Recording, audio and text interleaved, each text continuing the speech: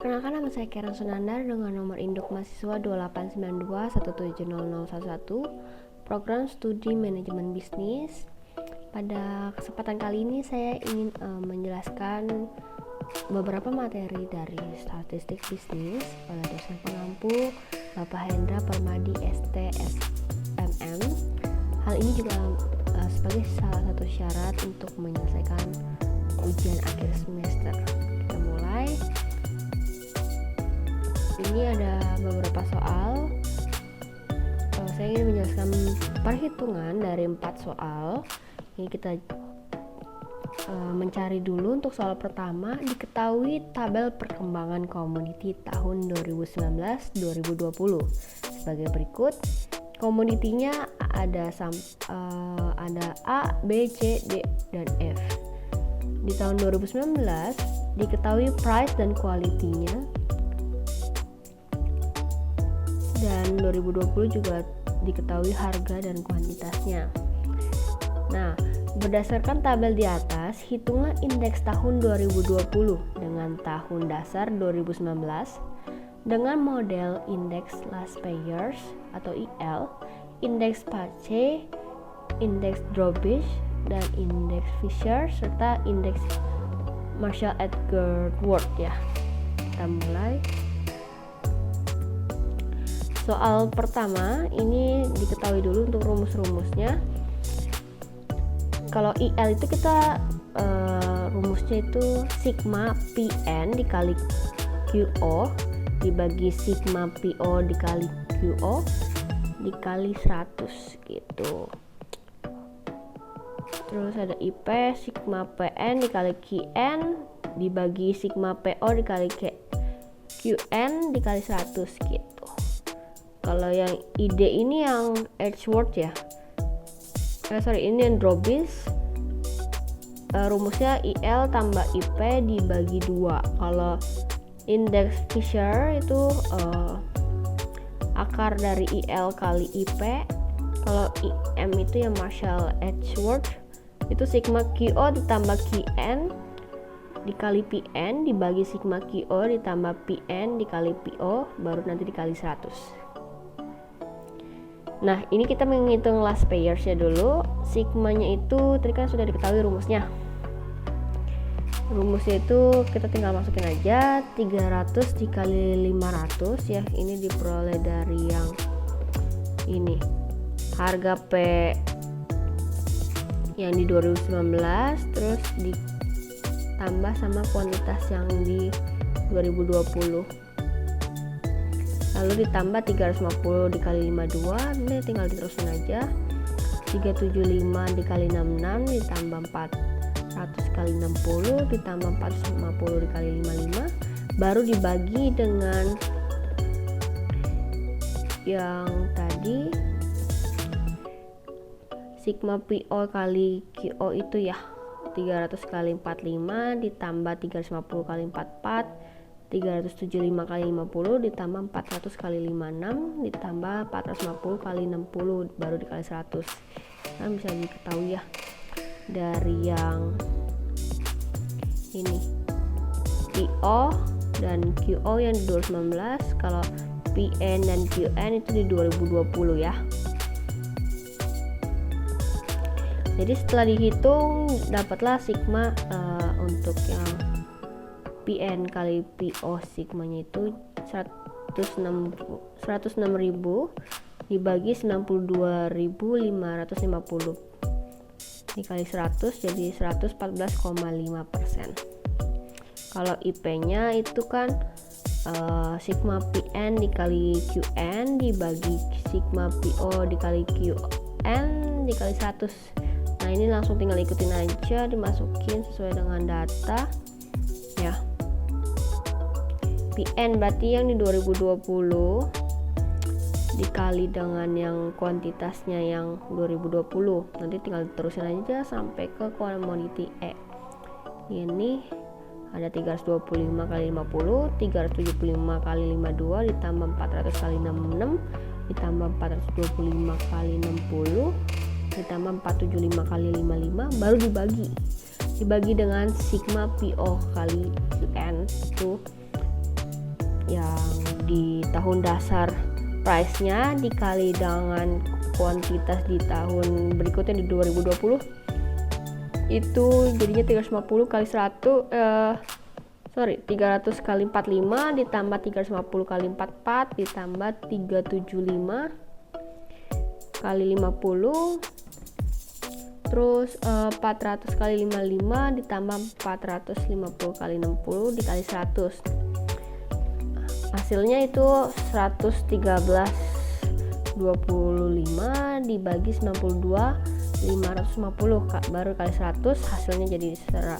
122,1%. Kalau indeks Drawbiznya itu kan dia IL ditambah IP baru dibagi 2 kan, tadi sudah diketahui IL nya 114,5 ditambah 122,1 baru dibagi 2, hasilnya 118,3. Ini yang IM nya, yang Marshall Edgeworth-nya ya, indeksnya. Ini kan rumusnya sigma QO ditambah dengan QN baru dikali dengan PN. Berarti kan QO itu kan yang di tahun dasar ditambah dengan kuantitas yang di tahun berikutnya 2020 baru dikali price yang di tahun 2020 dibagi dengan sigma tahun dasar 2019 ditambah dengan kuantitas di tahun 2020 baru dikali dengan price di tahun dasar 2019 baru nanti dikali 100 gitu. Setelah dihitung ini ada 325 dikali 45 tambah 50 375 dikali 44 tambah 52 ditambah berikutnya. Jadi totalnya itu ada 30.875 ditambah 36.000 ditambah 46.400 ditambah 49.300 ditambah lagi 54.625 dibagi 28.500 ditambah 33.600 ditambah 43.500 ditambah lagi 46.400 baru nanti ditambah lagi 51.750 dan dikali 100, hasilnya itu 217.200 dibagi 203.750 kali 100 jadi 106,6%. Ini 100 itu 100% ya, jadi dikalinya 100%. Terus yang indeks Fisher itu akar IL kali IP dikali 100 ya, jadinya 114,5 dikali 122,3% jadinya hasilnya 1,306% akarnya. Soal kedua, diketahui ramalan jumlah tamu pada hotel ABC tahun 2015 sampai tahun 2020. Tabel di bawah berikut ini terdiri dari nomor 1 sampai 6, tahunnya dari 2015 sampai 2020, jumlah tamunya sudah diketahui. Dari data tersebut, buatlah sebuah ramalan penjualan tahun 2025 dengan menggunakan metode semi rata-rata dan kuadrat terkecil. Oke, kita buat tabel aja untuk semi average ya. Tahunnya diketahui dari tahun 2015 sampai tahun 2025, jumlah tamunya kita masukkan saja, terus rata-ratanya itu kita memperoleh dari K1 dan K2, lalu ada X 2016 dan X 2019. Nah, kita hitung rata-ratanya dulu. K1 itu kita tinggal jumlah aja tamunya 465 tambah 445 tambah 470 baru dibagi 3 hasilnya 460. Kalau di K2 2018 sampai 2020 itu kita jumlahkan saja, jadinya 1131 dibagi 3 jadi 377. X 2016 itu kita sudah dapat min 1 dan 2016 ya karena nilai tengah kita masukkan 0, 2017 1 dan menyesuaikan sampai 2025 kita memperoleh 1, 2, 3, 4 dan di 2025 9 kita memperolehnya kalau X 2019 kita langsung masukkan saja. Ini min 4, min 3, min 2, min 1, lalu ada ke bawahnya jadinya 2, 3 sampai 2025 jadinya 6 untuk X 2019. Mencari B itu kita langsung masukkan saja K1 kurang K2 nilai rata-ratanya, lalu dikurang nilai tengahnya, itu ada 2019 dan 2016. Untuk A2 dikurang K1. Nah ini min 83 dibagi 3 hasilnya 27,66. Y 2016 itu rumusnya A tambah BX, jadinya kita masukkan saja ya, 460 dikurang 27,66 dikali 9 jadinya 21106. Y 2019 sama dengan A tambah BX jadinya 377 kurang 27,66 kali 3 hasilnya 21104, cuma beda di belakangnya saja tapi nilai rata-ratanya tetap sama. Jawaban untuk kuadrat terkecil ini kita buat tabel dulu 5 kolom ke samping ya. Ini dari tahun 2015 sampai tahun 2025, jumlahnya kita tinggal masukkan saja. Untuk X-nya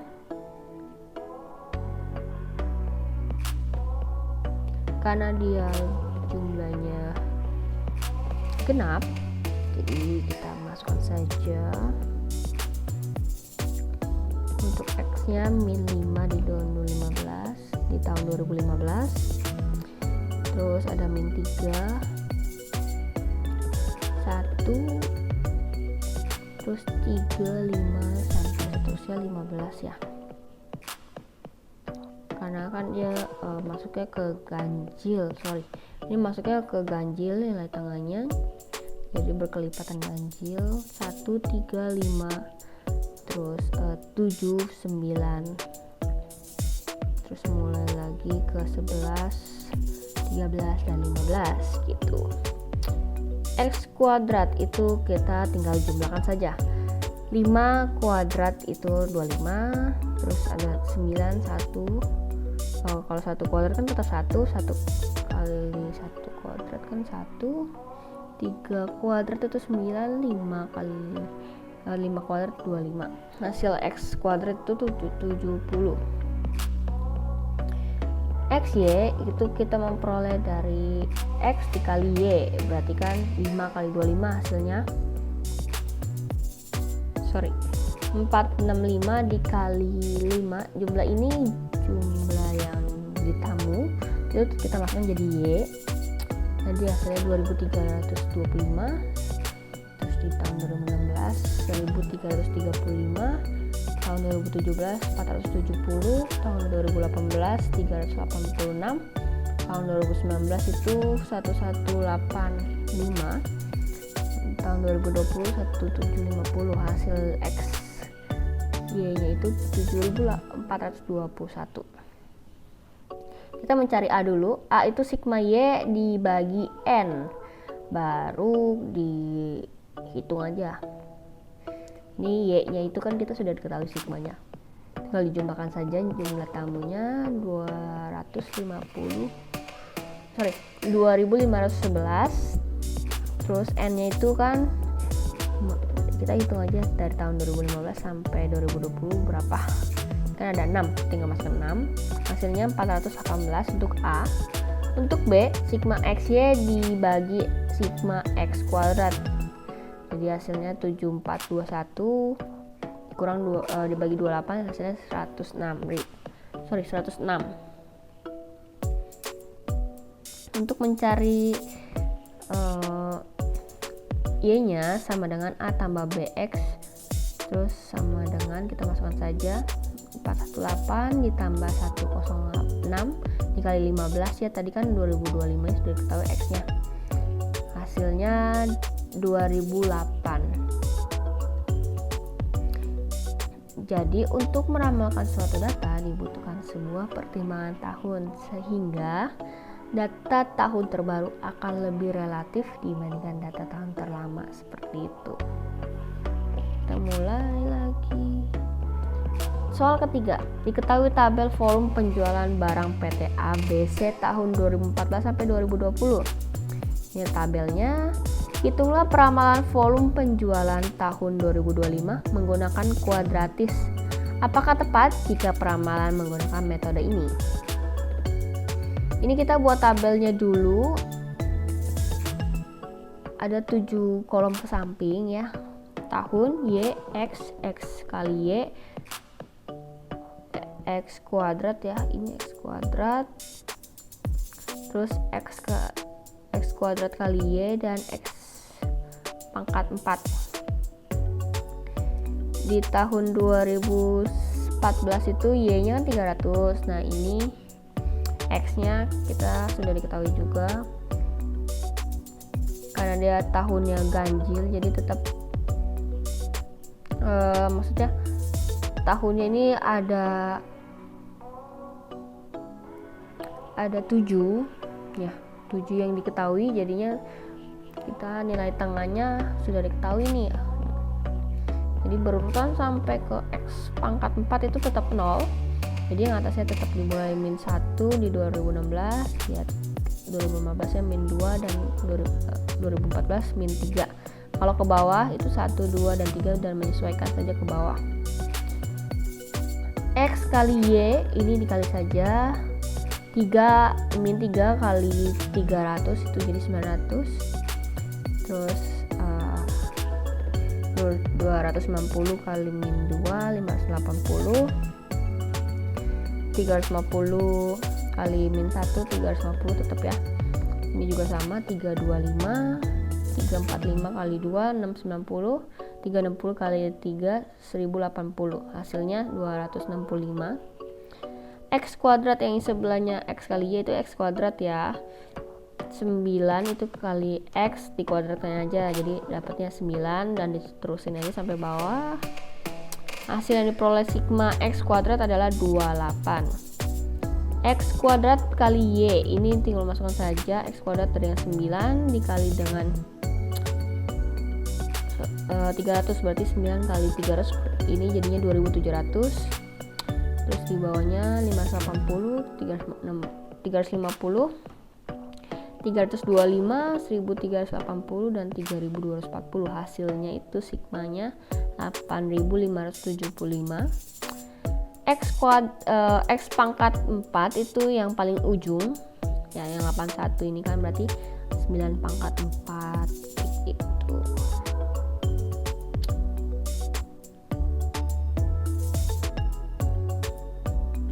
Terus tinggal ditulisin aja.